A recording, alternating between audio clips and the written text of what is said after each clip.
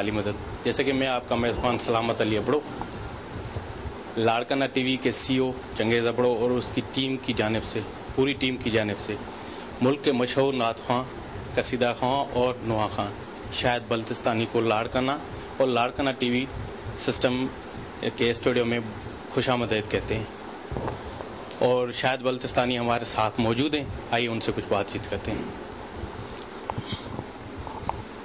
السلام علیکم. السلام علیکم یا علی مدد اور آداب تمام ناظرین کو بھی اور حاضرین کو بھی. شاہد بھائی پہلے تو یہ بتائیے گا کہ آپ لاڑکانہ پہلی مرتبہ آئے ہوئے ہیں تو آپ کیا محسوس کر رہے ہیں اور لاڑکانہ کے عزاداران حسین مومنین کے لیے آپ کے کیا تاثرات ہیں؟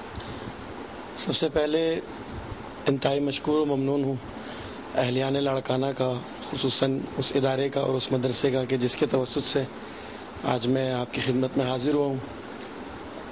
پہلی دفعہ آنے کا شرف حاصل ہو رہا ہے اس سرزمین پر جو کہ مولا غازی کے علم سے مزین ہے. ہر گھر پر علم نظر آ رہا ہے ماشاءاللہ اور مومنین کی اکثریت یہاں پر نظر آتی ہے. بہت زیادہ محظوظ ہوا لوگوں سے مل کر اور بہت زیادہ خوشی ہوئی. یہاں کے لوگوں کا اخلاق، تواضع اور مہمان نوازی سے بہت زیادہ متاثر ہوا.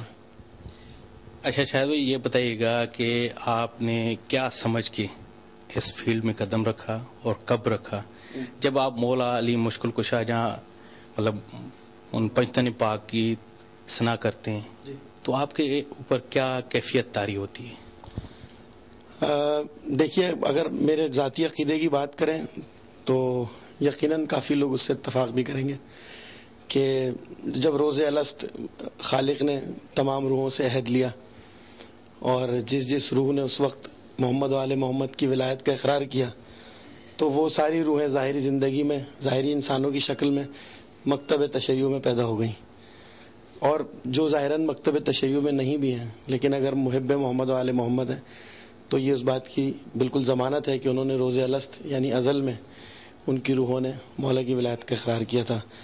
تو یہاں محمد و آل محمد کے مکتب میں کوئی بھی شخص بلا جواز یا بلا کسی خوبی کے شامل نہیں ہوا اور یقیناً یہ میرے حصے میں جناب سیدہ نے اور ان کی آل نے یہ ڈیوٹی یہ نوکری لکھی ہوئی تھی اور اس میں میرا کوئی ذاتی کمال نہیں ہے. والدین کی دعائیں، ان کی تربیت اور آپ جیسے صاحبان علم اور عزاداری دوست لوگوں کی دعاؤں کا ضرور اس میں ثمر ہے. لیکن ذاتی طور پر میری اس میں کوئی ایسی خوبی نہیں ہے کہ میں اس قابل نہیں تھا کہ میں یہ کام کرتا، لیکن بس یہ مولا کا کرم اور سائیوں کا کرم ہو گیا مجھ پر. اور دوسرا سوال جو آپ نے کیا کہ میں کس کیفیت میں خود کو محسوس کرتا ہوں تو میں یہی کہوں گا کہ پڑھنے سے پہلے جس طرح ابھی میں پڑھنے کے لیے جاؤں گا تھوڑی دیر میں فرش ازا پر ہوتا ہوں یا گلدستہ نواخانی پر ہوتا ہوں تو اس وقت کیا کیفیت ہوتی ہے تو سچ پوچھیں تو زندگی کے سارے لمحات ایک طرف جو فکر دنیا میں فکر معاش میں گزر جاتے ہیں مگر وہ چند لمحے ایسے ہوتے ہیں جو میری زندگی کا حاصل ہیں اور دراصل انہی چند لمحات میں اپنے آپ سے ملتا ہوں اور پورا دن لوگوں سے ملتا ہوں. آخر میں آپ لاڑکانہ کے عزاداران حسین کے لیے کیا پیغام دینا چاہیں گے اور آپ کی کون سی ایسی مشہور نعت قصیدہ یا نوحہ جس کی پہلے تو یہ بتا دوں کہ وہ جو نوحہ ہے وہ یا زہرا آج اتفاق سے دیکھیے کتنا حسین اتفاق ہے کہ بی بی کے ظہور کے حوالے سے میں حاضر ہوا ہوں اور ان کی ظہور کے حوالے سے محفل ہے جس میں مدحت کے چند کلمات اور اشعار میں حاضرین کے نظر پیش کروں گا اور مولا کی بارگاہ میں بھی ہدیہ کروں گا. اور اسی شخصیت کے توسط سے مجھے الحمدللہ شہرت ملی.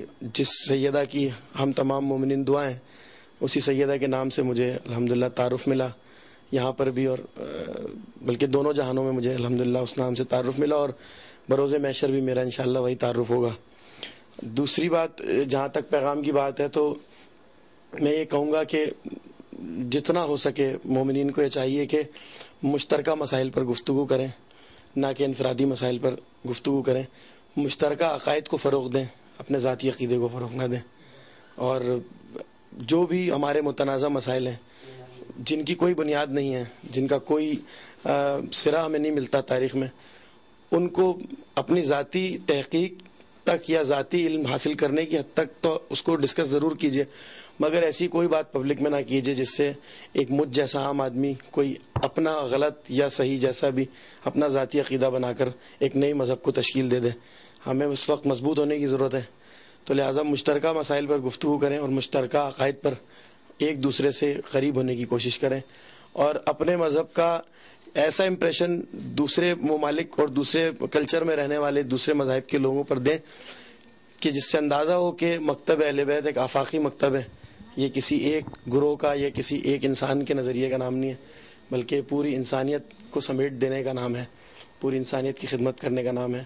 اور اس سلسلے میں لاڑکانہ ٹی وی کا میں بہت زیادہ مشکور و ممنون ہوں کہ جنہوں نے یہ اہتمام کیا، اور آپ کے توسط سے میری آواز وہ جیسی بھی ہے لوگوں تک پہنچ رہی ہے. میں لاڑکانہ ٹی وی کا بہت زیادہ مشکور و ممنون ہوں کہ جن کے توسط سے مجھے یہ موقع مل رہا ہے کہ میں اپنی آواز عوام تک پہنچا پا رہا ہوں اور اپنا ایک وظیفہ اور فرض انجام دے رہا ہوں. میں بہت زیادہ آپ کا اس حوالے سے مشکور ہوں، اور آپ کی بہت زیادہ ذمہ داری بھی بنتی ہے اس حوالے سے کہ اچھے پیغام کو اچھے طریقے سے صحیح وقت پر صحیح لوگوں تک پہنچایا جائے. اور یقیناً آپ ایسا کر رہے ہیں، تبھی آپ نے مجھے یہاں پر آج دعوت دی ہے اور مجھے بولنے کا موقع دیا ہے.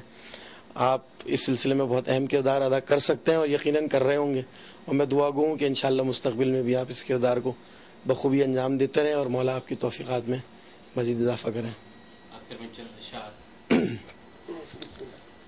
صلوات بر محمد و آل محمد. اللہم صلی.